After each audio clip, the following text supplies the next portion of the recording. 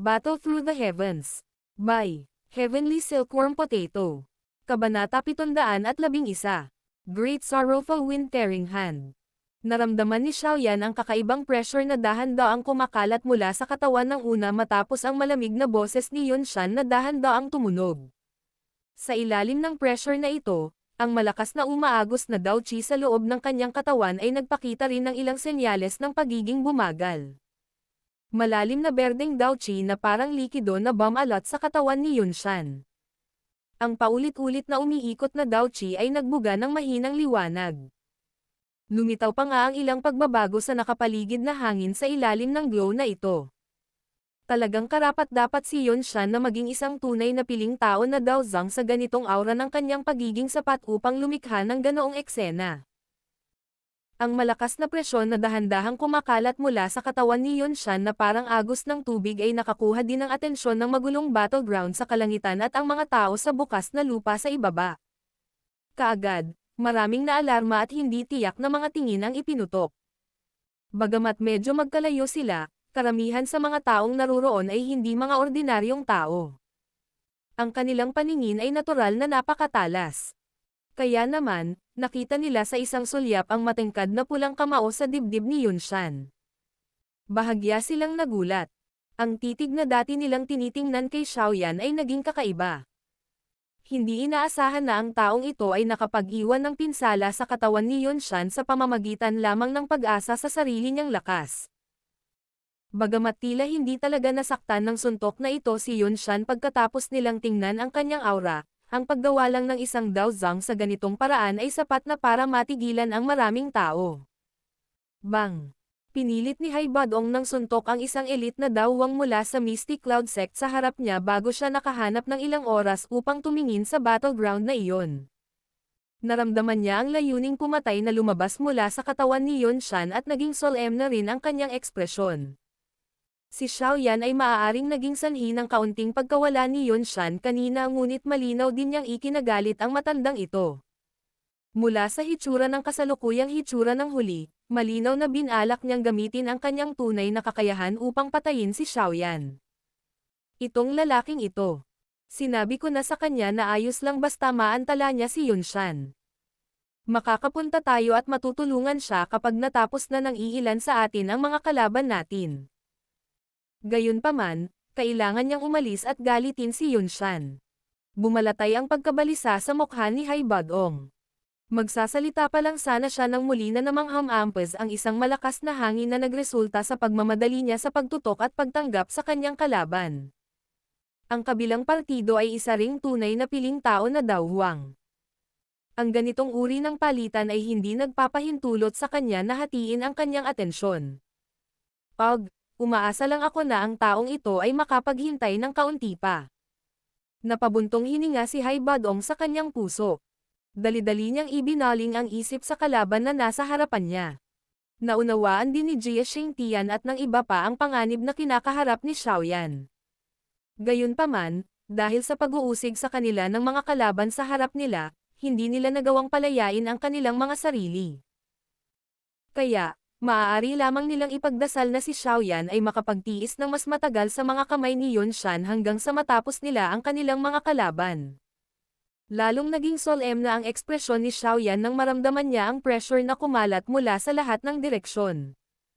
Mula sa hitsura ng aura, malamang na ang lakas ni Yunshan ay medyo mas malakas kaysa sa First Elder na si Su Chen mula sa Inner Academy. Malamang sa mga taong nakilala niya, ang lakas lang ni Medusa ang maihahambing sa kanya. Kaya naman, ang kalaban na kinakaharap niya sa pagkakataong ito ay ang pinakamalakas na tao na nakilala ni Xiaoyan.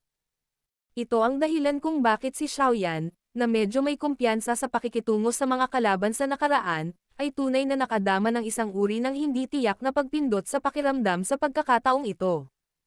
Ang tagumpay at pagkatalo sa pagkakataong ito ay isang bagay na hindi niya makontrol. Nakahinga si Xiaoyan ng malalim na hangin. Dahan-dahan niyang ipinikit ang kanyang mga mata at ang glazed lotus core flame ay mabilis na dumaloy sa loob ng kanyang mga ugat. Ilang sandali pa, bigla itong lumabas mula sa hindi mabilang na mga pores. Ang hindi pangkaraniwang pagpindot ay dahan-dahang nabawasan kasunod ng pagputok ng Jade Green na Glazed Lotus Core Flame.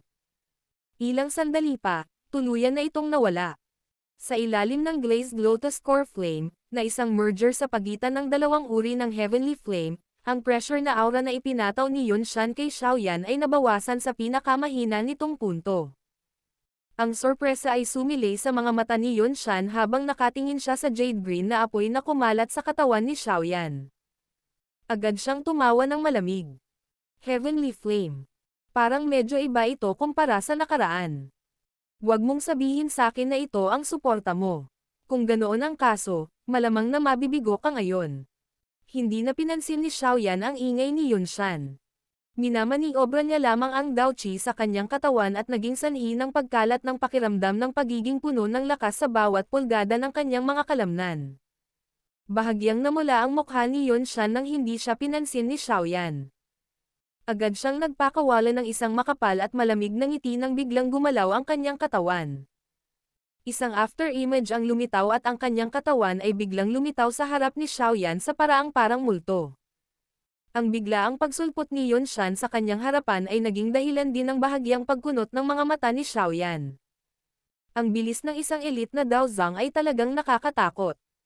Sa hitsura ng instant maneuver ni Yunshan, malamang na mas mabilis pa ito kaysa noong kumilos si Xiaoyan ng buong lakas. Ang pag-iisip na ito ay kumislap sa puso ni Xiaoyan ngunit ang kanyang kamay ay hindi mabagal. Ang mabigat na ruler ay gumalaw kasama ng puso ni Xiaoyan. Sa isang chi na tunog, ito ay pumutol sa hangin at nagdala ng isang malakas na puwersa habang ito ay marahas na binasag patungo sa ulo ni Yunshan sa harap niya. Bang! Nahulog ang mabigat na pinuno ngunit hindi umiwas si Yunshan. Siya ay walang ekspresyon habang winawagayway ang kanyang manggas at nabangga ang mabigat na ruler. Agad na lumitaw ang isang malinaw na tunog. Nakipag-ugnayan ang mabigat na ruler sa manggas ni Yunshan. Ang puwersang nakapaloob sa mabigat na ruler ay hindi lamang nabigong mapunit ang mga manggas ng huli ngunit biglang bumalik sa ilalim ng matalas na malakas na puwersa. Bahagyang nagbago ang ekspresyon ni Xiaoyan nang tumalbog ang mabigat na ruler sa manggas ni Yunshan. Gayunpaman, hindi na hinintay ni Yunshan si Xiaoyan na mag-counterattack nang ang una ay nagpakawala ng malamig na tawa. Ang kanyang kamay ay pumulupot sa hugis ng kuko at hinawakan ang lugar kung saan matatagpuan ang puso ni Xiaoyan na parang kidlat na bilis. Sa hitsura ng momentum na iyon, malamang na ang kanyang pag-atake ay tumagos sa dibdib ni Xiaoyan at kukuha ng kanyang puso kung siya ay tatamaan ng ganoong pag-atake. Kahit nataglay ni Xiaoyan ang bilis ng superimposed na mga pakpak, hindi niya nagawang umiwas laban sa ganoong kalapit na pag-atake. Gayunpaman, maswerte na ang kanyang karanasan sa mga tuntunin ng malapit na pisikal na labanan ay napakahusay. Agad siyang nagpakitang may conditional reflex habang ang kanyang kamay ay humigpit sa isang kamao at marahas na hinampas ang kamay ni Yunshan. Shi! Nanginginig lang ang kamay ni Yunshan nang magbanggaan ang dalawa. Ang balat sa kanyang braso ay kakaibang napilipit, na nireresolba ang puwersa sa kamao ni Xiaoyan. Ang kanyang kuko sa kamay ay tila isang makamandag na ahas na bumubukas sa kanyang bibig habang marahas itong kumagat sa kanyang kamao. Ang kanyang matutulis na mga kuko ay may dalang pares ng matingkad na pulang bakas ng dugo. Ang resultang ito ay dahil sa pagkakaroon ni Xiaoyan ng isang makapangyarihang katawan mula sa proteksyon ng Daoqi, kung isang ordinaryong tao, malamang na naputol ang kanyang buong kamao. Ang sakit na ipinadala mula sa kamao ni Xiaoyan ay naging dahilan ng pagkibot ng kanyang mga mata. Gayunpaman, hindi siya nagpanik kahit konti. Inikat niya ang kanyang kamao at ang 5 daliri ay nakalahad, na nagbabago mula sa isang bagsak tungo sa isang tulak habang hinaharangan nito ang pag-atake na natanggap niya mula kay Yunshan. Maging si Yunshan ay hindi napigil ang mapalabas ang isang nagulat na nang makita niya ang sopistikadong ito at nagpractice ng malalapit na pakikipaglaban sa kamalayan. Agad siyang nagpakawala ng malamig na ngiti habang umaatake ang magkabilang kamao niya. Sa panahon ng pag-ataking ito, paminsan-minsan ay ginagamit niya ang kanyang palad, paminsan-minsan ay gumagamit ng kanyang kamao, o paminsan-minsan ay gumagamit ng claw. Ang iba't ibang posisyon sa pag-atake ay nasa kamay ni Yunshan. Bukod pa rito, taglay nila ang suporta ng isang malakas na parang karagatan na Daoqi para palayasin sila. Kahit na may kakayahan si Xiaoyan, paulit-ulit siyang napaatras sa ilalim ng ganitong uri ng ligaw, marahas na pag-atake. Nagpakawala pa siya ng ilang pigeon na pag-ungol dahil sa magkabilang head-on collisions. Malinaw, nagkamit siya ng ilang mga pinsala sa panahon ng pakikipag-ugnay na ito. Sina Xiaoyan at Yunshan ay nagpalitan ng mahigit 10 malakidlat na pag-atake sa loob ng 1 segundo. Ang kanilang mga kamao at palad ay nagpalitan ng magkabilang panig na ang kanilang mga atake ay hindi mapapantayan. Isang malubhang pinsala ang lilito kung ang isa ay pabaya.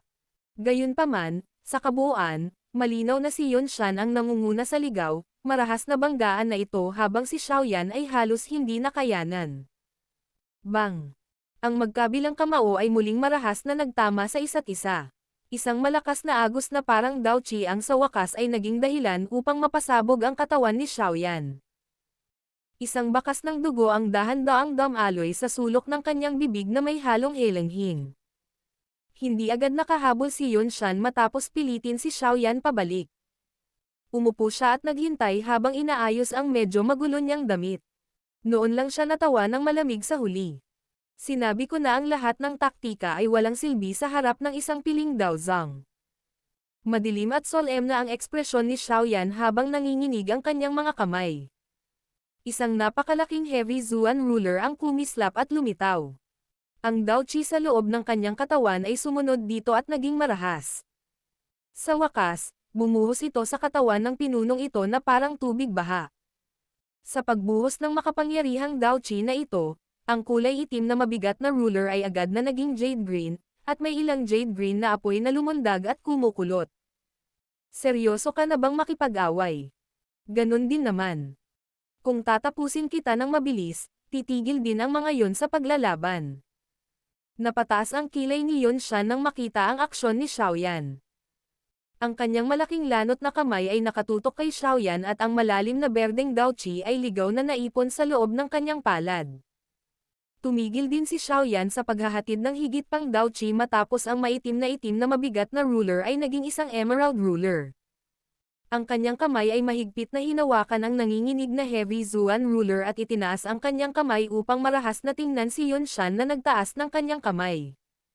Ang dalawang kamay ni Xiaoyan ay dahan-daang nakataas sa itaas ng kanyang ulo.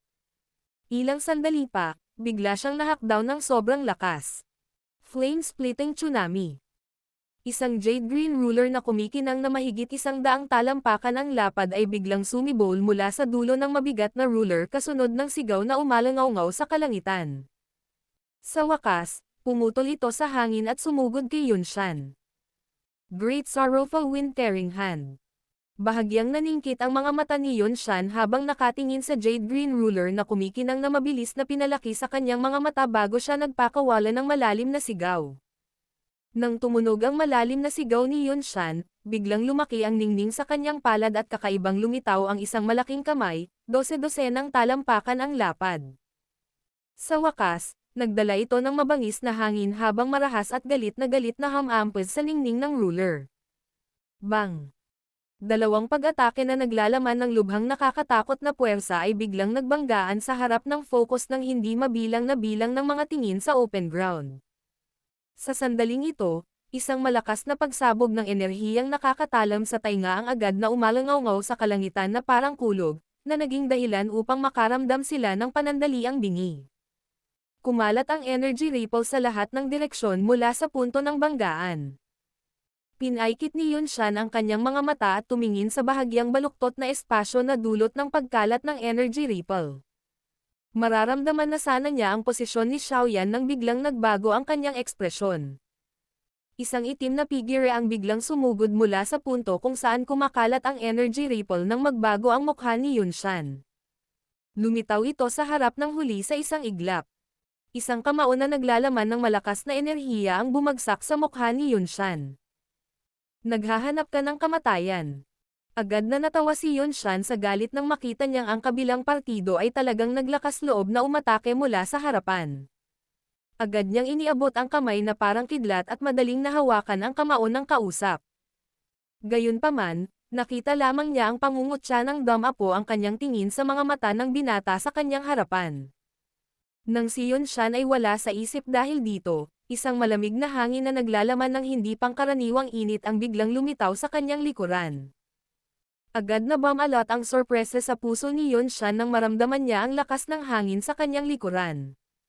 Gusto niyang umatras at dumpensa ngunit si Xiaoyan sa kanyang harapan ay agad na binago ang kanyang kamao gamit ang isang kuko, mahigpit na hinawakan ang kanyang braso. Sa biglaang pagkaantala na ito, ang mabangis na pag-ataking iyon ay dumating na parang isang kulog. Sinubukan ni Yunshan ang lahat ng kanyang makakaya upang lumingon sa pinakahuling sandali upang makita ang isang medyo ilusyon na matandang figure ng tao. Ito ba ang espiritual na katawan na nasa Xiaoyan? Ang pag-iisip na ito ay nag-flash sa kanyang puso nang ang mabangis na pag-atake na iyon ay mahigpit na tumama sa likod ni Yunshan. Ang isang subo ng sariwang dugo ay agad at ligaw na iniluwa sa harap ng hindi mabilang na bilang ng mga nabigla ang mga tingin sa ibaba. Battle Through the Heavens. Kabanata 712. Protector Wu. Si Yunshan, na nakatanggap ng isang malakas na suntok sa langit, ay mabilis na nahulog sa harap ng maraming nagulat na mga tingin. Gayunpaman, noong ilang dosenang metro pa lang ang layo niya sa lupa, biglang idiniin ng magkabilang paa niya ang bakanteng hangin at muling nagpatatag ang kanyang katawan. Gayunpaman, ang mga bakas ng natitirang dugo sa sulok ng kanyang bibig at ang kanyang ganid, nakakatakot na mukha ay nagpatunay pa rin na ang biglaang pag-atake kanina ay nagdulot lamang sa kanya ng ilang mga pinsala. Sino ba talaga ang makakagawa ng isang elite na Daozang tulad ni Yunshan sa isang miserableng estado? Ang kaisipang ito ay sumikat sa puso ng maraming tao. Agad na naglipat ang kanilang mga tingin bago tuluyang huminto sa nakaitim na binata sa kalangitan. Ang medyo ilusyonaryong figure ng tao sa tabi niya. Sino iyon? Ang kanilang mga mukha ay natigilan at nataranta nang makita ang ilusyonaryong figure ng tao, na nasuspine sa tabi ni Xiaoyan. Maliwanag, hindi sila pamilyar sa mahiwagang ekspertong ito na biglang lumitaw. Maaaring hindi pamilyar ang ibang tao sa ilusyonaryong figurang ito ngunit ang mga mukha ni na Jia Xingtian, Hai Badong, at iba pa ay biglang napuno ng kagalakan nang makita nilang pumagitna ang matanda. Sa wakas ay lumitaw na ang pinakamalakas na trump card ni Xiaoyan. Sa tulong nitong misteryosong guro niya, hindi ito dapat maging malaking problema sa pagkatalo kay Yunshan. Sinamantala ng lahat ang pagkakataon sa pagitan ng mga labanan upang makipagpalitan ng tingin sa isa't isa. Lahat sila ay nakakita ng isang nakatagong saya sa mga mata ng kabilang partido. Sa hitsura nito, ang bentahe sa malaking labanan ngayon ay unti-unting lilipat patungo sa kanila. Hanggat si Xiaoyan at ang kanyang gurong iyon ay magkapit kamay para patayin si Yunshan, malamang na ang Misty Cloud Sect ay magwawakas ng kusa nang hindi na kailangang umatake. Mahihirapan itong bumangon muli sa hinaharap. Kung ikukumpara sa kagalakan ng Hai Badong at ng iba pa, ang mga puso ng maraming mga disipulo at elder ng Mystic Cloud Sect ay labis na lumubog sa sandaling ito. Ito ang nangyari lalo na pagkatapos nilang makita si Yunshan na talagang nagluwa ng dugo at pinilit na bumalik. Agad na lumitaw ang pagkabalisa sa kanilang mga puso. Bilang haligi ng Mystic Cloud Sect, kung si Yunshan ay matatalo ngayon, ang epekto sa moral ng Mystic Cloud Sect ay magiging napakahusay. Si Yunshan ay natural na walang oras para mag-abala tungkol sa magkaibang emosyon sa pagitan ng magkabilang panig. Sa sandaling ito, matamang nakatitig siya sa matandang figure ng tao na nakabitin sa tabi ni Xiaoyan. Pagkaraan ng ilang sandali, dahan-dahan niyang pinunasan ang mga bakas ng dugo sa gilid ng kanyang bibig habang nagsasalita siya gamit ang isang siksik at malamig na boses.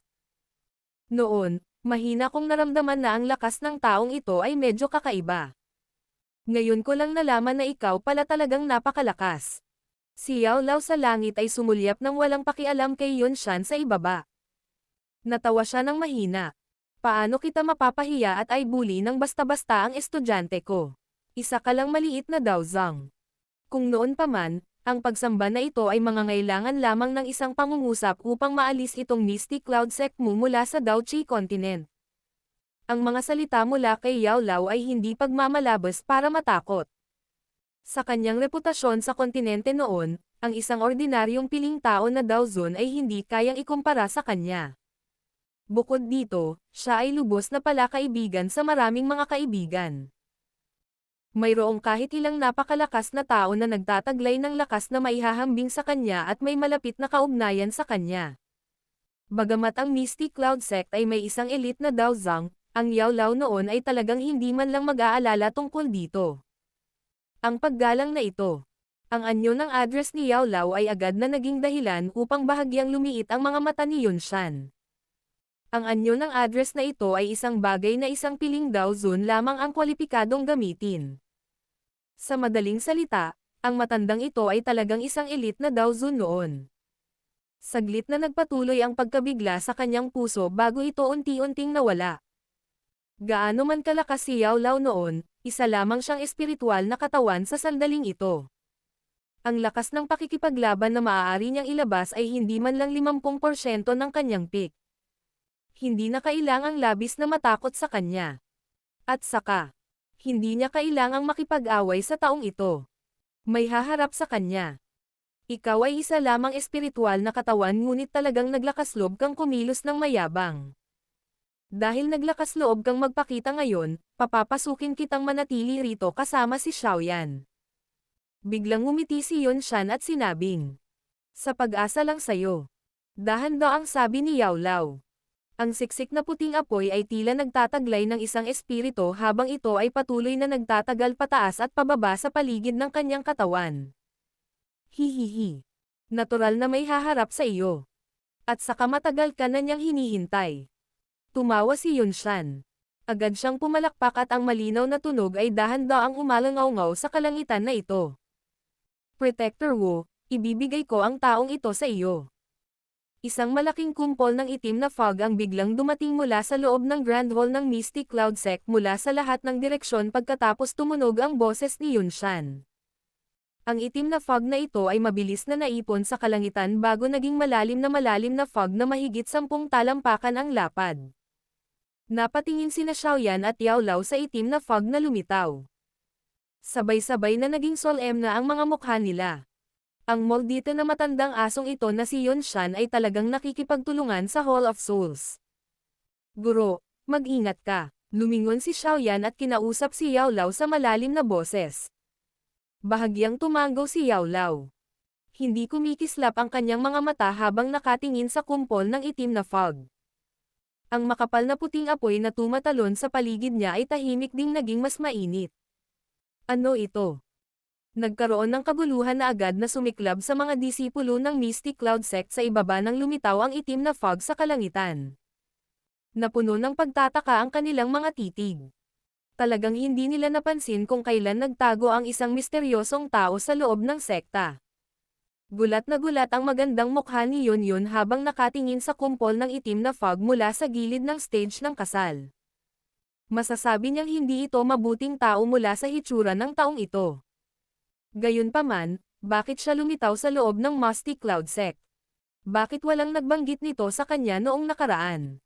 Medyo nabahala siya habang umiikot ang ideyang ito sa kanyang puso. Ano ang pinagmulan ng pangkat na ito na kilala bilang Hall of Souls? Kailan nagkaroon ng relasyon si Yunshan sa kanila? Ang biglaang pagbabago ng mga pangyayari ay naging sanhi din ng bahagyang pangit ng mga mukha ng orihinal na masayang Haibadong at ng iba pa. Bahagya nilang naramdaman na ang kumpol ng itim na fog ay hindi pangkaraniwan. Bukod dito, ang pinakamahalagang bagay ay ang kakaibang taong ito ay malinaw na nakatayo sa panig ni Yunshan. Sa ganitong paraan, ang kanilang kalamangan ay ganap na maglalaho. Sino lang ang lalaking ito? Napailing si Jia Xingtian at pilit na pinaatres ang elite ng Misty Cloud Sect na si Dao Wang gamit ang isang palad bago siya sumigaw sa malalim na boses sa Haibadong sa di kalayuan. Hindi ko alam. Umiling si Haibadong. Agad at bigla niyang ginalaw ang kanyang katawan at nagpakawala ng ligaw at marahas na pag-atake sa piling si Dao Wang na paulit-ulit na bumabagabag sa kanya. May pagbabago sa sitwasyon. Bilisan natin at tapusin ang ating mga kalaban at makipagkamay kay Xiaoyan para salakayin si Yunshan. Malakas na tumango sina Jia Xingtian at Fama nang marinig nila ito. Hindi sila nang ahas na magpigil ng anuman sa mga oras ng kagipitan. Ang kanilang makapangyarihang Daochi ay pinakawalan sa kanilang mga limitasyon at gumamit sila ng isang mabangis, malakas na pag-atake sa kanilang mga kalaban sa harap nila. Sa ilalim ng ganoong kalakas na pag-atake mula sa lahat, ang mga elder mula sa Misty Cloud Sect ay nahulog sa isang dahado at paulit-ulit na nawawalan ng lakas. Mayroon ding ilang mas mahihinang tao na unang napatay sa panahong ito. Gayunpaman, binigyan din nila ng pag-atake ang kabilang partido bago sila namatay, na nagdulot ng kaunting pinsala.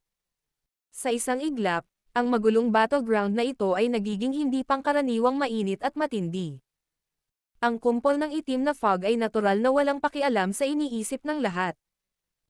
Isang nakakatakot na kakaibang tawa ang napalabas habang ang itim na fog ay patuloy na umiikot, na parang sigaw ng uwak na umaalingaw-ngaw sa kalangitan. Yao Chen, talagang hindi inaasahan na pupunta ka talaga sa amin. Mapalad kang tumakas noon at nagsayang ng kaunting pagsisikap mula sa ating Hall of Souls.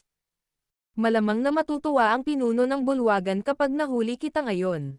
Isang grupo ng mga halimaw na parang daga. Noon ay hiniram mo ang mga kamay ng bastos na si Han Fang para salakayin ako. Pupunta ako at bibilanggan ko ang utang na ito sa iyo ng maayos. Malamig na pinagmasdan ng tingin ni Yao Lao ang caster ng itim na fog na tinatawag na Protector Wu. Puno rin ng galit at pagpatay ang kanyang boses. Ang protector na ito ay maaaring medyo natakot sa iyo kung mayroon kang pisikal na katawan. Gayunpaman, laban sa isang espiritual na katawan, ang aming Hall of Souls ay may maraming iba't ibang paraan upang harapin ka. Ang itim na ulap ay lumundag at lumiit bago sa wakas ay dahan-dahang nagsama-sama sa isang figure ng tao na ang buong katawan ay natatakpan ng itim na usok sa harap ng lahat. May mahinang pares ng matangkad na pulang mata ang nahayag mula sa dilim. Naningkit ang mga mata ni Yao Lao habang nakatingin kay Protector Wu na lumitaw sa ganitong anyo. Bahagyang lumukso ang makapal na puting apoy habang kinakausap niya si Xiaoyan. Ito ay gaya ng inaasahan ko. Ang Hall of Souls ay nagtatago sa loob ng Misty Cloud Sect. Sa hitsura nito, hindi ko magawang ilihis ang aking sarili upang tulungan ka. Ang taong ito ay hindi rin ordinaryong tao. Napakahirap para sa akin na patayin siya kahit na umatake ako. Guro, maaari ka na lang tumutok ng buo sa pag-uusig sa taong iyon. Haharapin ko si Yun Shan. Tiningnan ni Xiaoyan ang seryosong ekspresyon sa mukha ni Yao Lao at alam niyang malamang na ang malaking labanan ngayon ay talagang pipilitin siyang gamitin ang lahat ng kanyang mga triumph card. Agad siyang tumango at nagsalita sa malalim na boses. Marahan na bamantong hininga si Yao Lao. Ang sitwasyon ngayon ay talagang medyo mapanganib. Protector Wu, ipapaubaya ko sa iyo ang Yao Chen na iyon. Madilim na tumawa si Yun Shan habang tinitingnan ang lalong solemna na ekspresyon ng dalawang tao. Sa wakas, kinausap niya si Protector Wu. Oo, tumanggaw si Protector Wu. Agad niyang sinulyapan si Xiaoyan at sinabing, mas mabuting huwag mong patayin ang batang ito. Ang kanilang Xiao clan ay nagtataglay pa rin ng isang bagay na kailangan ng aming Hall of Souls. Bahagyang kumunot ang noo ni Yun Shan nang marinig niya ito. Tumanggaw lang siya at tumawa. Relax, iiwan ko siya na may natitirang hininga. Ang aming Xiao clan ay may isang bagay na kailangan ng iyong Hall of Souls. Agad na nanliit ang mga mata ni Xiaoyan nang marinig niya ang mga salita ni Protector Wu. Mabilis na umikot ang mga pag-iisip sa kanyang puso. Ilang sandali pa, gumalaw ang kanyang isip at bumulong siya sa kanyang sarili sa loob ng kanyang puso. Huwag mong sabihin sa akin. Ang layunin ng Hall of Souls ay Toshi Ancient Gods Jade. Nabihag din nila si Ama dahil sa bagay na ito. Sa sandaling ito lamang naunawaan ni Xiaoyan kung bakit ang isang misteryosong paksayon tulad ng Hall of Souls, na sumasakop sa buong kontinente, ay aatake sa kanilang Xiao clan. Ang mga bastos na ito. Bahagyang kumaibot ang sulok ng bibig ni Xiaoyan. Mariin niyang ikinuyom ang kamao habang matamang nakatitig sa kakaibang itim na fog.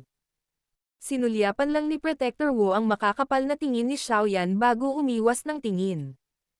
Gumalaw ang kanyang palad at ang isang maitim na kadena ay may dalang tunog na klang habang nakataas ito mula sa kanyang palad. Pagkatapos nito, bahagyang umiling ito at nagpaikot-ikot sa kanyang katawan na parang makamandag na ahas. Bahagyang nanginig ang kulay itim na kadena. Ilang sandali pa, nagpakawala ng kakaibang tawa si Protector Wu. Nanginginig ang kanyang kamay at ang kadena ay agad na naputol sa kalangitan at naging isang itim na linya na tumusok patungo kay Yao Lao sa isang paputok na paraan. Naging malamig ang ekspresyon ni Yao Lao nang makita niyang sumalakay si Protector Wu.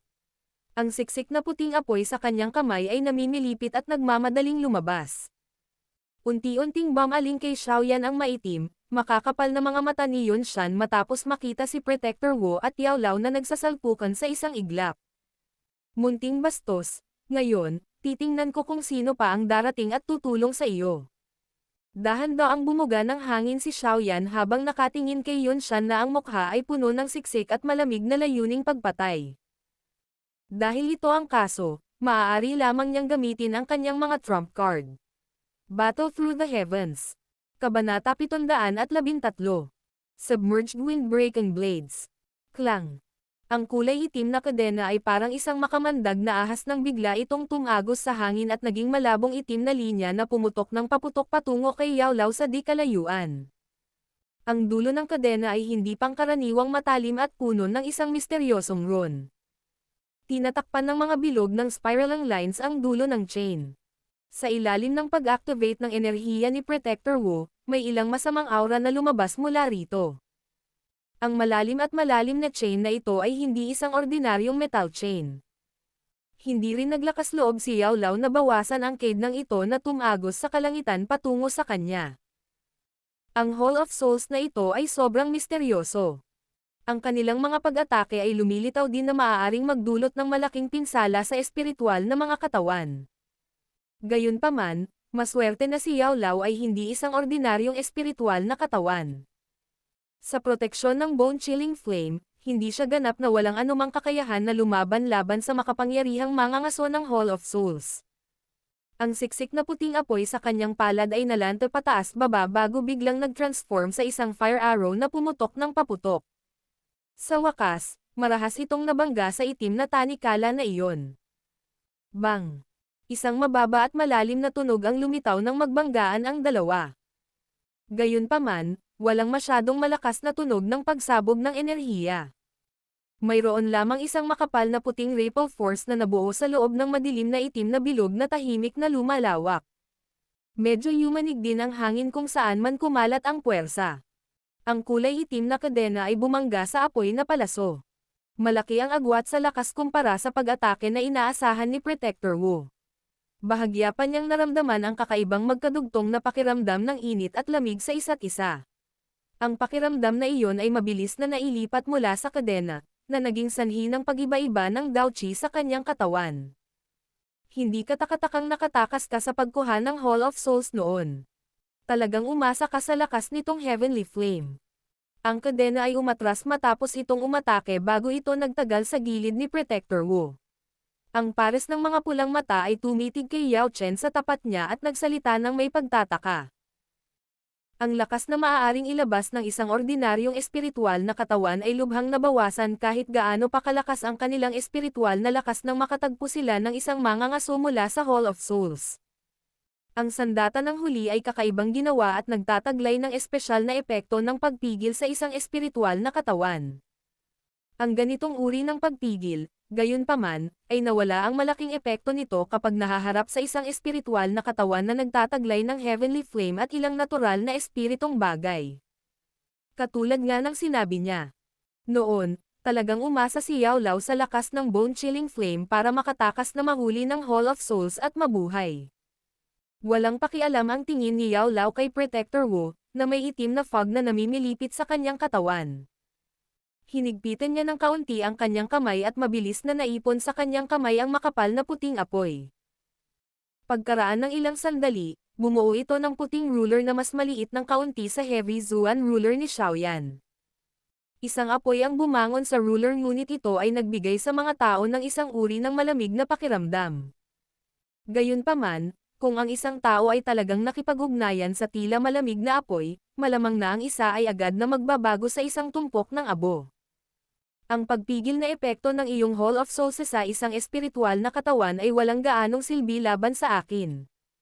Kaya, dapat mong ipakita ang iyong tunay na lakas. Kung hindi, ang Mystic Cloud Sect ay ang lugar kung saan ka mamamatay ngayon. Itinuro ni Yao Lao ang puting ruler kay Protector Wu mula sa malayo at dahan-daang nagsalita. Mayabang talaga ang mga salita mo. Kahit na walang epekto, talagang iniisip mong patayin ang protector na ito sa kalagayan ng iyong espiritual na katawan. Hindi ka ba nananaginip? Malamig ding tumawa si Protector Wu nang marinig niya ito. Agad na nanginig ang kanyang braso at tatlong itim na figure ang may dalang tunog na klang habang pilit na lumalayo mula sa kanyang likuran. Sa wakas, sila ay naging tulad na lamang ng tatlong makamandag na ahas na patuloy na nananatili sa kanyang ulo. Triple Soul Breaking Chain. Isang kamay na naglalaman ng itim na fog ay iniabot. Agad na nagbago ang handsil at ang tatlong kadena na nakasabit sa ulo ni Protector Wu ay dinala ang humahanggos na tunog ng humaharurot na hangin habang sila ay biglang bumaril. Ang tatlong kadena ay nag-transform sa mga itim na linya at nagkataon na tinatakan ang lahat ng daanan ng pag-urong ni Yao Lao habang sila ay tumatawid sa isa't isa. Maliwanag, ang Protector Wu na ito ay umabot na sa isang mahusay na yugto pagdating sa paggamit ng kakaibang sandata tulad ng isang kadena. Ikinaway ni Yao Lao ang kanyang manggas habang malamig na nakatingin sa tatlong itim na linya na pinalaki sa kanyang mga mata. Pinitik niya ang kanyang 5 daliri at 5 siksik na puting apoy na mabilis na nagtipon at nagbubog. Nagtagal ang mga ito sa kanyang katawan na parang mahahabang ahas bago tuluyang bumaril sa isang biglaang paputok na paraan at bumangga sa tatlong kadena. Klang! Klang! Ang mga kadena ay bumangga sa siksik na puting apoy at mga alon ng mga tunog na parang metal ay nagbuga. Ang ilang mga sparks kahit na pumutok out. Gayunpaman, gaano man katakataka at hindi inaasahang pag-atake ang mga chain attack, ang 5 mahabang fire snake na iniutos ni Yao Lao ay nagawang hawakan ang mga ito. Talagang pambihira ang sopistikadong karanasan sa pakikipaglaban ni Yao Lao. Malinaw na nakaramdam ng labis na pagkagulat si Protector Wu matapos mabigang makamit ang anumang aktwal na epekto sa kabila ng paggamit ng taktikang ito. Malinaw niyang nararamdaman na magkakaroon ng malamig at mainit na nagsasalubong na pakiramdam na kumakalat sa kadena sa tuwing magbanggaan ang kadena at ang apoy. Hindi talaga siya pamilyar sa ganitong pakiramdam. Tunay na makapangyarihan ang matandang ito na hindi mamamatay. Hindi katakatakang pinahintulutan siya ng Hall of Souls na makatakas kahit na nagpadala siya ng 3 ekspertong tagapagtanggol noon. Noong nakaraan, akala ko ay may ilang kasinungalingan sa mga salita ng taong iyon. Hindi inaasahan na siya ay talagang nagpapahirap at nakakagulo. Ang puso ni Protector Wu ay lalong naging seryoso habang ang pag-atake ng magkabilang panig ay naging mas matindi. Ang lakas ng espiritu ni Yao Lao at ang maligalig na bone-chilling flame ay higit na lumampas sa kanyang inaasahan. Yun Shan, mabilis na tapusin si Xiaoyan. Ang hindi pangkaraniwang temperatura na iyon ay naging sanhi ng pag-iba-iba ng itim na fog sa katawan ni Protector Wu pagkatapos niyang marahas na mabangga muli si Yao Lao. Sa sandaling ito, wala na siyang pakialam sa kanyang mukha at sumigaw kay Yun Shan na nagsimula ng matinding away kay Xiaoyan sa malayo. Lumubog din ang ekspresyon ni Yao Lao nang marinig niya ang sigaw ni Protector Wu. Lalong tumindi ang makapal na puting apoy sa kanyang katawan. Bigla ring tumindi ang mga atake niya. Kung titingnan ang sitwasyon, may kaunting kahirapan kung gusto ni Yao Lao na patayin ang huli sa loob ng maikling panahon. Pagkatapos ng lahat, sa kabila ng mga nakakapigil na epekto ng Protector Wu sa mga espiritual na katawan ay nabawasan sa pinakamababa sa tulong ng bone-chilling flame. Ang taong ito ay isa ring eksperto sa klase ng Dao Zong kahit gaano pa ito sabihin ng isa. Ang pagpatay sa kanya ay mas madaling sabihin kaysa gawin. Bahagyang nagulat din si Yun Shan sa malayong kalangitan nang marinig niya ang sigaw ni Protector Wu. Ganito ba talaga kalakas ang matandang iyon? Maging si Protector Wu ay nahirapang tapusin siya. Ang sorpresa sa kanyang puso ay nagpatuloy ng ilang sandali bago biglang iwinagayway ni Yun Shan ang kanyang manggas. Isang ligaw, marahas na Dao Qi ang yumanig kay Xiaoyan na umaatake sa kanya palayo. Agad na umatras ang kanyang katawan habang ang isang mar-angle na Dao Qi ay biglang lumabas mula sa kanyang katawan sa lahat ng direksyon. Munting bastos. Noong una, gusto kong makipaglaro sa iyo. Gayunpaman, sa hitsura nito ngayon, hindi ako pinahihintulutan ng sitwasyon. Dahil iyon ang kaso, tatapusin kita sa isang pag-atake. Binigyan ni Yunshan si Xiaoyan ng isang makapal na ngiti habang nanginginig ang kanyang mga manggas. Isang maringal na malalim na berdeng enerhiya ang agad na nag-iba-iba habang ito ay lumabas mula sa kanyang ulo. Ito ay mahaba at mabilis na nabuo sa isang mahaba na berdeng mga paa. Ang ibabaw ng longsword ay hindi pangkaraniwang madilim at madilim. Walang kinang ang buong katawan nito. Gayunpaman, sa sandaling ang longsword ay pinagsama-sama at nabuo, ang paligid ay biglang nagbago. Maliwanag, ang longsword na ito na ganap na pinagsama-sama mula sa makapangyarihang Daochi ni Yunshan ay nagtataglay ng napakalaking lakas. Tiningnan ni Xiaoyan ang napakalaking energy na longsword na umiikot habang ito ay nakabitin sa itaas ng ulo ni Yunshan. Naramdaman niya ang nakakatakot na enerhiya na nasa loob nito, at ang kanyang mukha ay nagbago ng husto. Ang mga pakpak sa kanyang likod ay nakafrap nang siya ay agad na umatras ng ilang distansya. Bigla ding nagbago ang selyo sa kamay niya sa ginawa niya. Ang makapangyarihang Daochi sa loob ng kanyang katawan ay nagsimulang mabilis na tumakbo kasunod ng mabilis na pagbuo ng selyo sa kamay ni Xiaoyan. Sa wakas, mabilis itong dumaan sa ilang partikular na ugat sa ilalim ng solemneng pagtutok ni Xiaoyan. Ang kakanyahan at atensyon ni Xiaoyan ay natipon sa matinding antas sa ilalim ng presyon ng isang napakahalagang punto. Ang maliliit na problema na paminsan-minsan ay lilito kapag pinagsama-sama niya ang Daochi sa kanyang karaniwang pagsasanay ay naging hindi pangkaraniwang maayos sa sandaling ito. Walang tigil ang pagdaloy ng Daochi sa kanyang katawan habang bumubuhos ang mga ito sa ilang partikular na ugat bago dumaloy sa mga palad ni Xiaoyan. Kasunod ng pagdaloy ng napakalaking dami ng Daochi dito, ang kanyang pares ng orihinal na mahahabang braso ay naging isang bagay na malaki sa sandaling ito. Unti-unting lumitaw ang isang matangkad na malakas na liwanag. Sa huli, ito ay lumitaw na parang isang maliwanag na araw na labis na nakasisilaw. Ang malakas na liwanag na biglang sumibol mula sa palad ni Xiaoyan ay naging dahilan din ng bahagyang pagkunot ni Yunshan ng kanyang mga kilay. Bakit ang maliit na bastos na ito ay may walang katapusang bilang ng mga trump card? Ito ay talagang nakakagulo. Isang pag-iisip ang umikot sa kanyang puso bago siya agad na tumingin sa battleground sa pagitan ni Protector Wu at Yao Lao sa di kalayuan. Lalong nagulat ang kanyang puso lalo na nang makita niyang ang una ay talagang napunta sa isang hindi magandang posisyon sa ilalim ng matatalim na pag-atake ni Yao Lao. Mukhang hindi na ako makakapagpatagal pa. Kailangan kong magmadali at tapusin ang munting lalaking ito. Kung hindi, kung papayag ang palayain ng matandang lalaki ang kanyang mga kamay, magiging masama para sa akin. Isang ideya ang pumasok sa puso ni Yunshan nang biglang naging matigas ang kanyang mga mata. Ang selyo sa magkabilang kamay niya ay biglang nagbago, at isang mahinang sigaw na puno ng malalamig na layuning pagpatay ang umalangaw-ngaw sa kalangitan. Submerged Windbreaking Blades. Isang hindi pangkaraniwang matalas na sipol ng espada ang biglang tumunog pagkatapos lumitaw ang sigaw. Ang lahat ay biglang nagtaas ng ulo para lamang makita na ang Daochi Longsword sa itaas ng ulo ni Yunshan ay nagsimulang umikot ng ligaw. Isang hindi pangkaraniwang matalas na sipol ang ibinuga mula rito. Ha! Ha! Nagpatuloy ang tunog. Nagbago ang handsil ni Yunshan at ang kanyang daliri ay nakaturo kay Xiaoyan sa di kalayuan. Ang marahas na umiikot na longsword na iyon ay agad na sumugod ng paputok. Ang bilis ng longsword ay napakabilis na maaari pang tumagos sa hadlang ng hangin. Kaya naman, lumitaw ito sa isang lugar na 12-dosenang metro lamang mula sa Xiaoyan sa loob ng ilang kurap. Ang mga mukha ni Hai Badong at ng iba pa sa loob ng magulong battleground ay agad na namutla nang makita nila itong nakakatakot na malakas na pag-atake ni Yunshan. Sa kabila ng napakalayo ng distansya, nararamdaman pa rin nila ang nakakatakot na enerhiya na nasa loob ng longsword. Kung tatamaan sila nito, naiintindihan nila na kahit papaano ay masusugatan sila ng husto.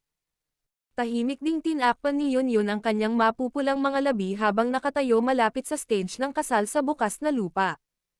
Ang kanyang kaaya-aya, gumagalaw, magandang mukha ay nagpakita ng ilang pamumutla. Ang ganitong uri ng pag-atake ay isang bagay na kahit isang eksperto na ang lakas ay nasa tuktok ng klase ng Dao Huang ay mahihirapang tanggapin, lalo na ang kasalukuyang Xiaoyan.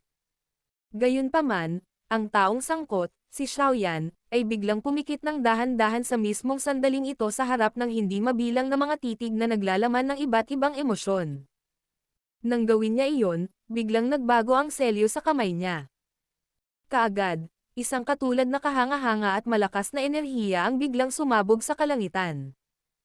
Open Mountain Seal. Ang isang handprint ng enerhiya na ilang dosenang talampakan ang laki ay biglang lumitaw kasunod ng mahina at malalim na sigaw na umalangaw-ngaw sa puso ni Xiaoyan. Sa sandaling lumitaw ang handprint na ito ng enerhiya, ang hangin sa paligid ni Xiaoyan ay naging parang isang ripple na mabilis na nag-iba-iba. Battle Through the Heavens. Kabanata 714. Trump Card, 3-Colored Fire Lotus. Ang napakalaking handprint ng enerhiya ay lumabas sa harap ng hindi mabilang na bilang ng mga nabiglaang tingin. Agad itong huminto saglit bago ito nagdala ng di pangkaraniwang malakas na presyon at pagbabago-bago ng enerhiya habang marahas itong bumangga sa energy longsword na bumaril. Bang!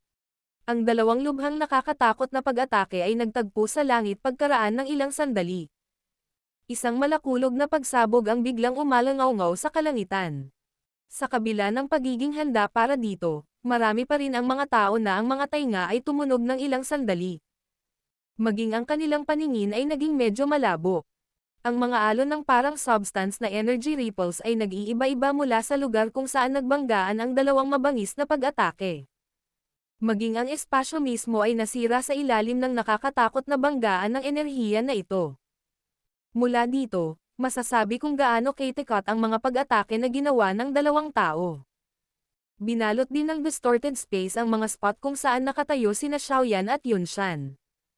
Kaya naman, ang maraming tingin na nakatingin sa langit ay hindi alam kung sino sa dalawang taong ito ang nakakuha ng kalamangan sa nakakatakot na banggaan ng enerhiya na ito. Ang energy ripple na kumalat sa hangin ay dahan-daang nawala sa harap ng focus ng hindi mabilang na bilang ng mga tingin makalipas ang ilang sandali. Ang baluktot na espasyong iyon ay unti-unting naging malinaw.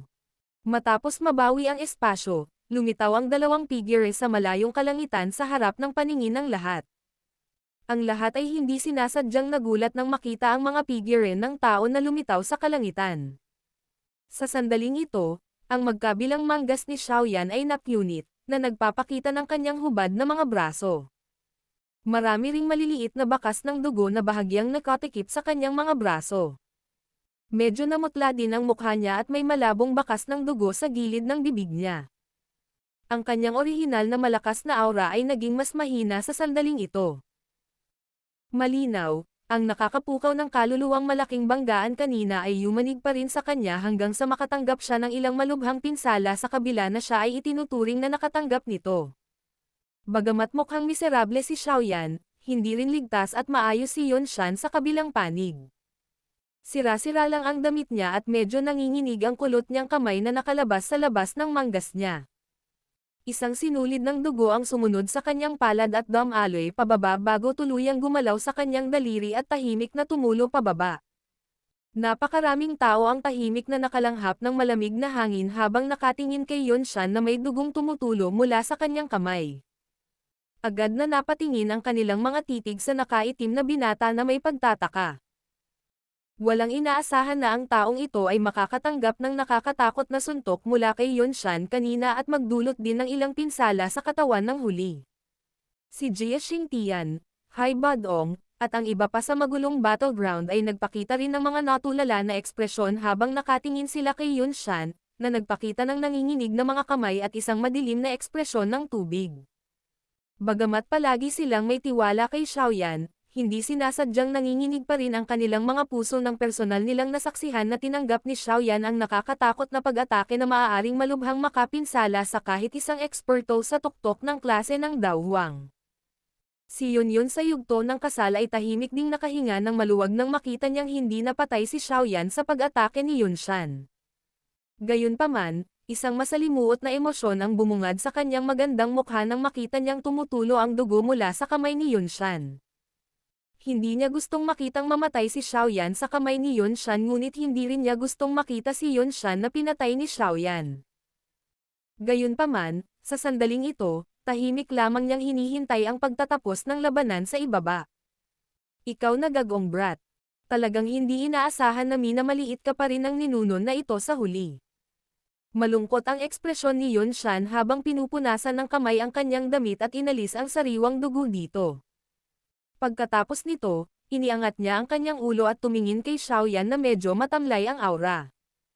Nagsalita siya sa makapal na boses. Malamang na ang Dao Technique kanina ay medyo mataas ang klase, tama ba? Ang Dao Chi na kailangan nito ay dapat ding napakahusay. Ilang beses mo ba ito magagamit ng agos? Pinunasan ni Xiaoyan ang bakas ng dugo sa gilid ng kanyang bibig habang mahinang sinabi. Sapat na para ipaalam sa iyo kung ano ang tawag sa isang malubhang pinsala. Ganun ba? Tumawa si Yun Shan sa malamig at madilim na paraan habang sinabi niya. Ang naunang Dao Technique mo na iyon ay maaaring talagang may malaking lakas na kahit ako ay hindi maglakas loob na maliitin. Gayunpaman, natatakot ako na ito ay kulang pa rin kung gusto mong umasa dito upang patayin ang isang Daozang. Pinaikit ni Xiaoyan ang kanyang mga mata. Dahan-dahan ding humigpit ang kamao niya. Kahit na ang mga salita ni Yun Shan ay talagang naging sanhi ng pagkairita ng mga tao, ito ay totoo rin. Sa kanyang kasalukuyang lakas, gamit itong Open Mountain Seal, na hindi niya masyadong pamilyar, para may neutralize ang napakalakas na pag-atake ni Yun Shan ay medyo namumukod-tangi na. Maliban kung si Yun Shan ay nakatayo lang roon at puwersahang tumanggap ng suntok ng walang anumang depensa, ang pagsisikap na umasa dito upang talunin siya sa isang pagkakataon ay malamang na mahirap. Hinigpitan ni Xiaoyan ang kanyang kamao at sinulyapan din ng kanyang tingin ang sitwasyon ng labanan sa gilid ni Yao Lao. Hindi niya sinasadyang nagsalubong ang kanyang mga kilay. Sa sandaling ito, si Yao Lao at ang Protector Wu ay karaniwang bumaba sa isang hindi karaniwang nagninangas na mainit na pagkapatas. Ginamit ng magkabilang partido ang lahat ng kanilang mga hakbang sa pagpatay na may maraming mapanganib na sitwasyon na paulit-ulit na lumilitaw. Gayunpaman, pinanatili pa rin nila ang kakaibang ekwilibriyo. Gaano man nila nadagdagan ang kanilang lakas, nahihirapan pa rin silang maging sanhi ng anumang aktwal na pinsala sa kabilang partido. Sa hitsura ng sitwasyon, maaaring sabihin na si Yao Lao ay may mahinang kalamangan, ngunit si Xiaoyan, na malinaw na nakakaunawa kay Yao Lao, ay alam na dahil sa kanyang pagiging isang espiritual na katawan, ang pagtitiis ni Yao Lao ay mas mababa sa isang elite na Daozang sa kabila ng pagkakaroon niya ng lakas upang labanan ang isa.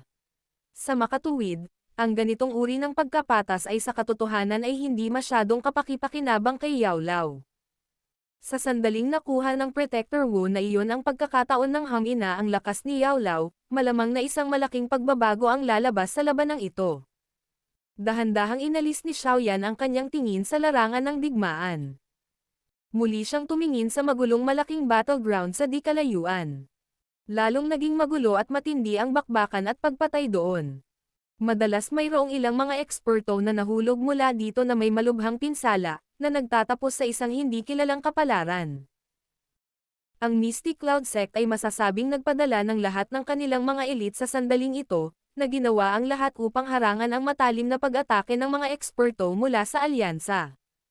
Mabilis na tumama ang tingin ni Xiaoyan kay Hai Badong at sa mag-asawang iba pang tao sa loob ng magulong larangan ng digmaan.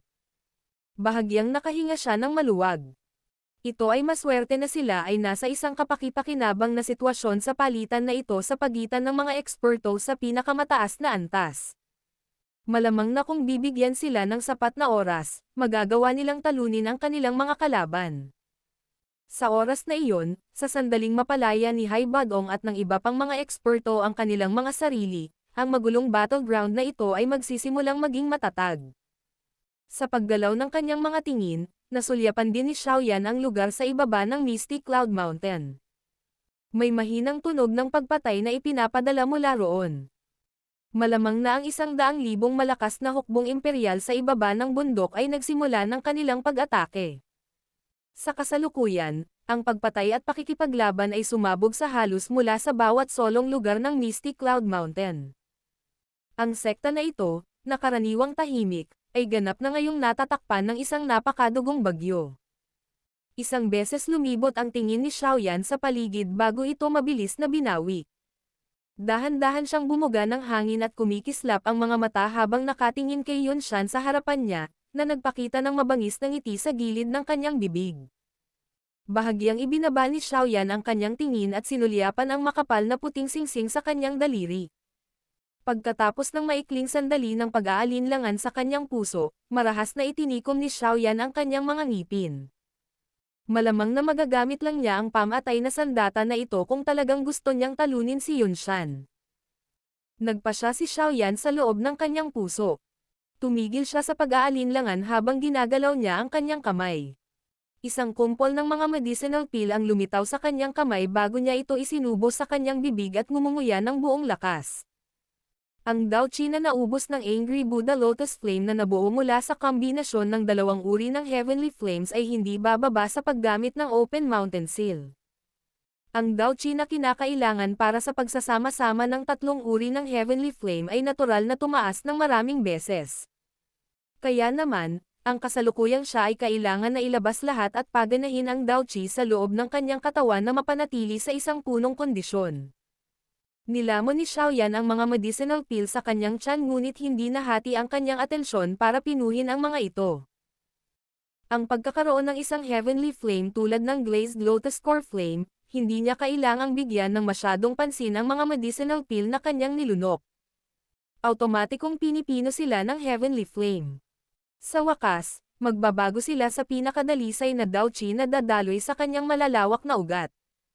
Bahagyang kumunot ang mukha ni Yunshan habang tinitingnan kung paanong si Xiaoyan ay wild na kumain ng mga medicinal pill.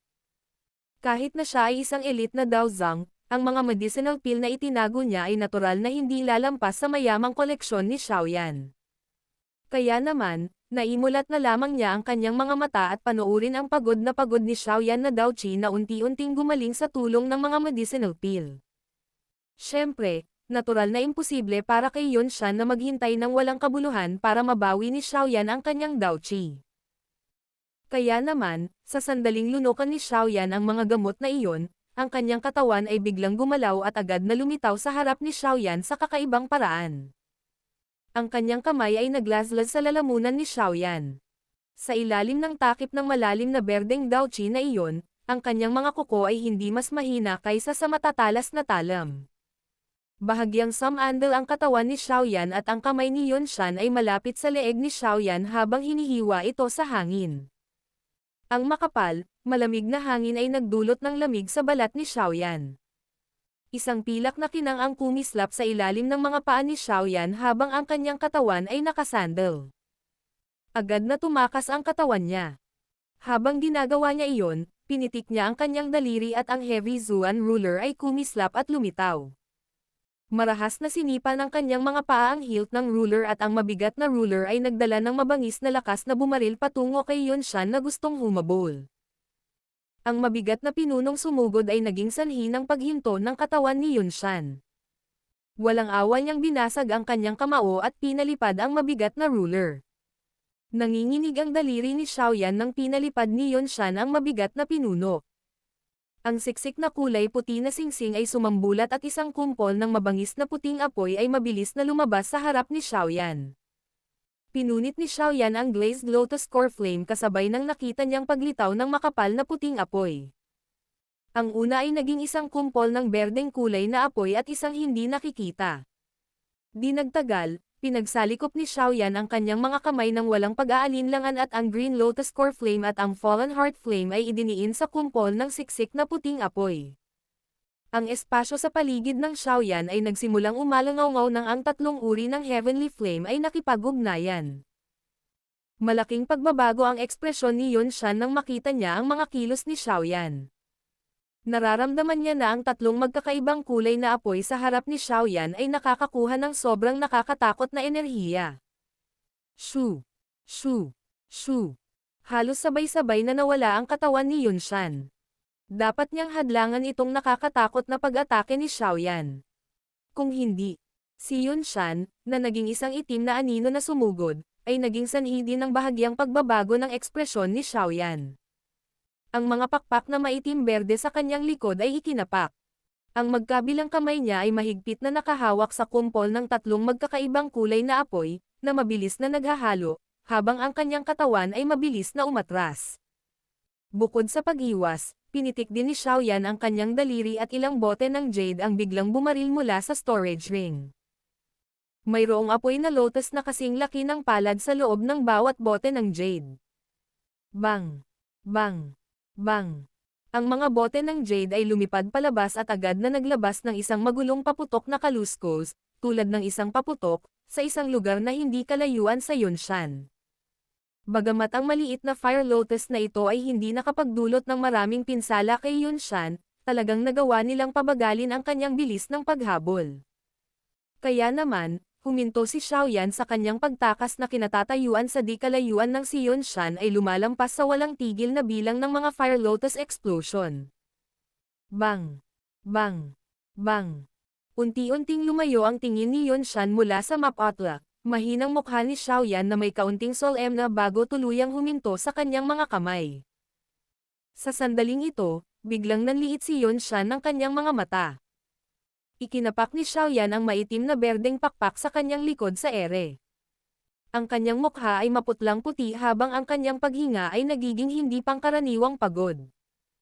Isang talampakan ang lapad na tatlong magkakaibang kulay na fire lotus ay malumanay na lumulutang sa itaas ng kanyang palad. Ang isang nakakatakot na ligaw at marahas na enerhiya ay dahan-daang lumabas, na nagdulot ng pagkabigla sa mga mukha ng lahat ng naruroon. Battle Through the Heavens. Kabanata 715. Pagsabog ng Fire Lotus. Agad na naging pangit ang ekspresyon ni Yunshan nang dumapo ang kanyang tingin sa tatlong magkakaibang kulay na Fire Lotus na nakasabit sa itaas ng palad ni Xiaoyan. Ang nakakatakot na enerhiya na lumabas mula sa kakaibang lotus ng apoy na iyon ay isang bagay na naging dahilan upang makaramdam siya ng kakaibang pressure. Paano makakagawa ang bastos na ito ng napakalakas na pag-atake gamit ang kanyang lakas? Galit na umuungal si Yunshan sa kanyang puso. Ang kanyang forward charging figure ay agad na huminto bago ang kanyang katawan ay mabilis na sumugod pabalik. Isang maringal na malalim na berdeng daochi ang biglang lumabas sa kanyang katawan na parang agos nang siya ay nagmamadaling umalis. Nakatayo ng tuwid ang kanyang buhok, na tila na kuryente. Sa isang iglap, ang malakas na daochi na iyon ay nakabuo ng isang kulay berdeng buhawi na mahigit 100 talampakan ang laki sa kalangitan. Buong-buo ang katawan niya sa buhawi na iyon. Maraming mga tingin sa bukas na lupa ang tumingin kay Yunshan na nagawang umasa sa sarili niyang makapangyarihang daochi upang pagsamasamahin ang napakalaking buhawi sa loob ng maikling panahon. Hindi nila maiwasang sumipol ng papuri. Talagang karapat-dapat siyang maging eksperto sa klase ng Daozang. Ang kasanayang ito lamang ay isang bagay na hindi maipapakita ni isang elite na naruroon na Daohuang. Ang napakalaking kulay berdeng buhawi ay tumakip sa buong katawan ni Yunshan, humihipo habang umiikot ito sa mabilis na bilis. Umihip ang mabangis na hangin at umihip ang napakaraming tao sa ibaba hanggang sa bumagsak sila sa lahat ng direksyon. Ang ilan sa mga mahihinang tao ay tuluyang bumalik bago tuluyang itinulak sa lupa. Puno ng pagkabigla ang kanilang mga mukha habang nakatingin sa malaking buhawi na karaniwang tumatakip sa buong kalangitan. Ang ganitong uri ng nakakatakot na lakas na parang kalikasan ay tinawag gamit ang sariling lakas ni Yunshan. Talagang nakakatakot. Ang sumisipol na mabangis na hangin ay nagngangalit sa kalangitan sa itaas ng Misty Cloud Mountain. Ang dagat ng mga puno sa hanay ng bundok ay nagsimulang biglang umindayog kasabay ng hangin. Ang mga alon ng berdeng kulay na mga alon ng puno ay lumitaw mula sa gitna bago bumuo ng isang pabilog na hugis na tumangay sa lahat ng direksyon. Nagulat din si Xiaoyan nang makita niya si Yunshan na biglang lumikha ng ganoong kalaking kaguluhan. Isang malamig na ngiti ang agad na sumilay sa kanyang maputlang mukha. Ibinaba niya ang kanyang ulo at sinulyapan ang tatlong magkakaibang kulay na fire lotus na nakasabit sa kanyang kamay. Ang ganitong uri ng Angry Buddha Lotus Flame na nabuo mula sa pagsasanib ng tatlong uri ng Heavenly Flame ay hindi nakamit ang perpektong yugto sa maikling panahon na ito.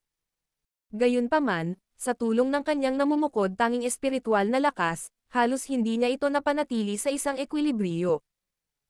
Ang ligaw, marahas na enerhiya na nakapaloob sa loob ay natural na maraming beses na mas malakas kumpara sa dalawang Heavenly Flames Fire Lotus ng nakaraan.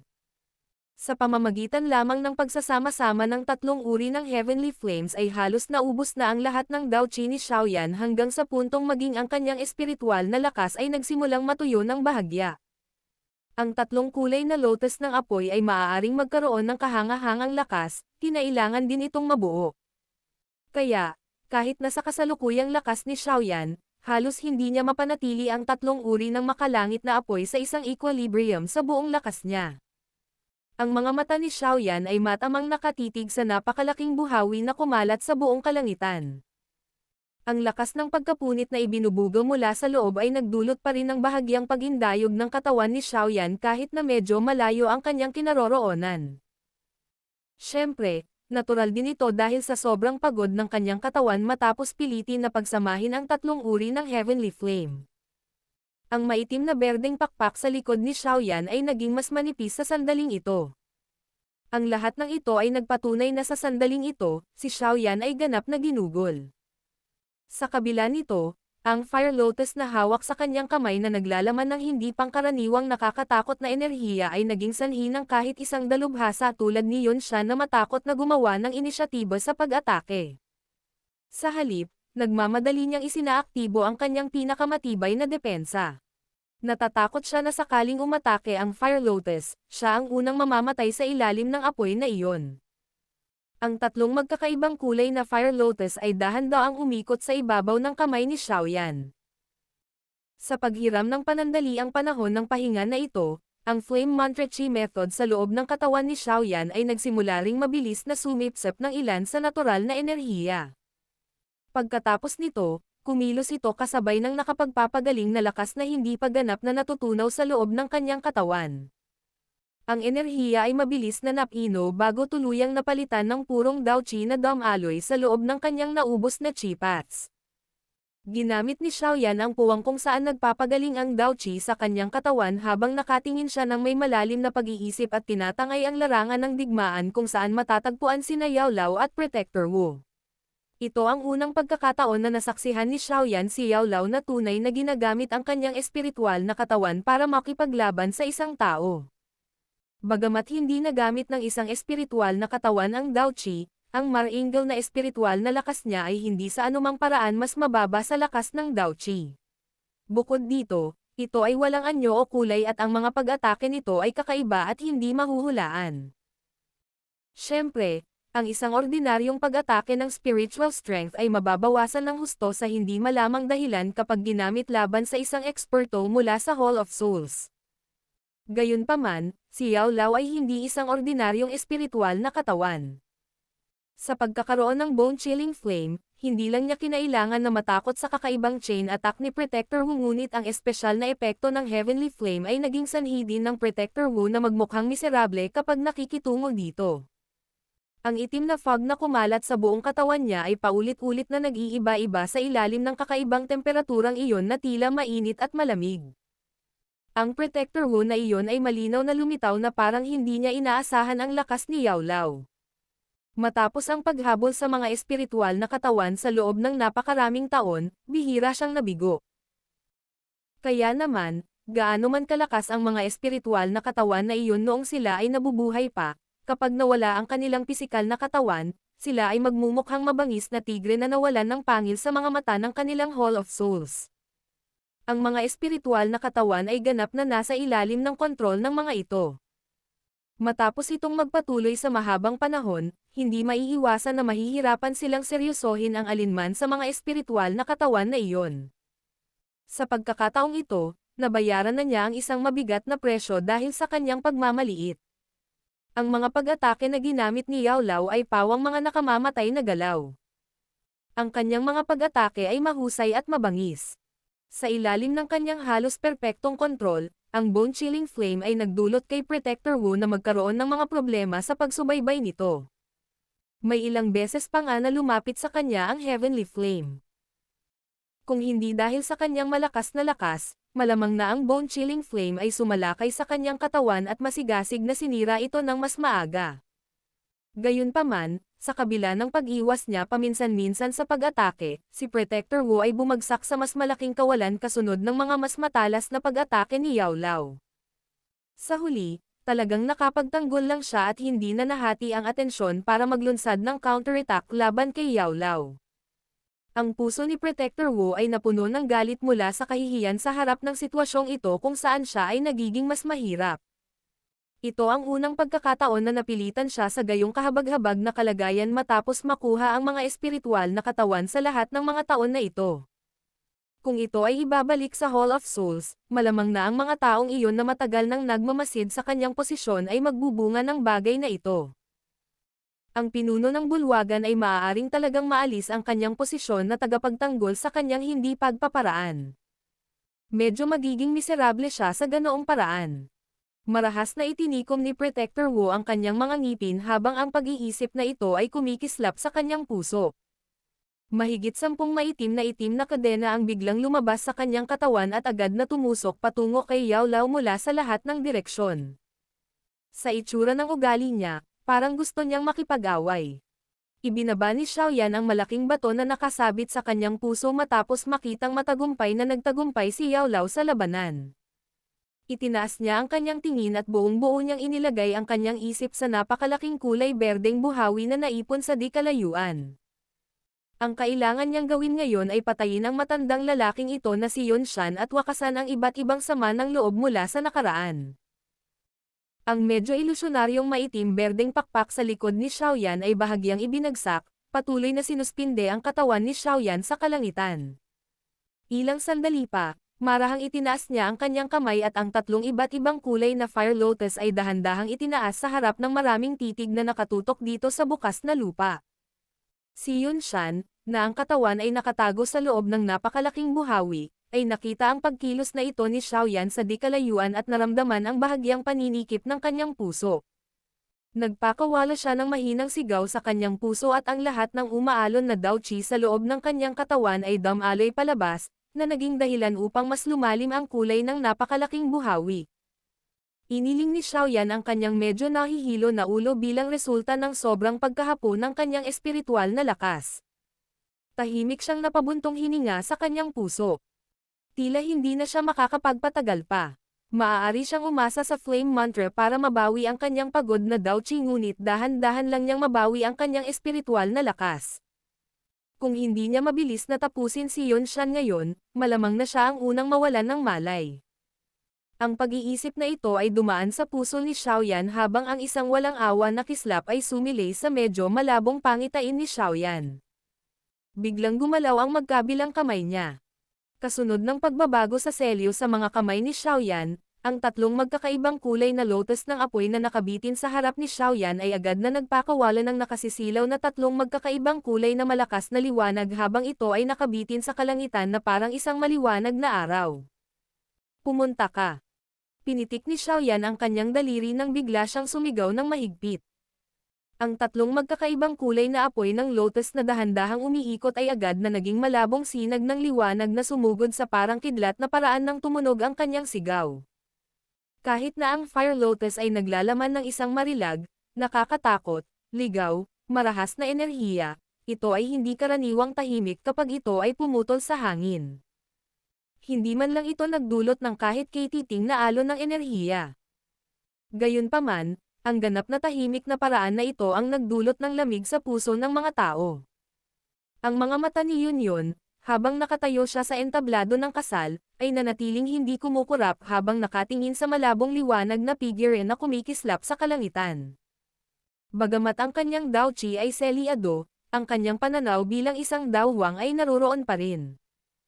Kaya naman, naramdaman niya ang kaunti sa nakakatakot na enerhiya sa loob ng fire lotus na iyon.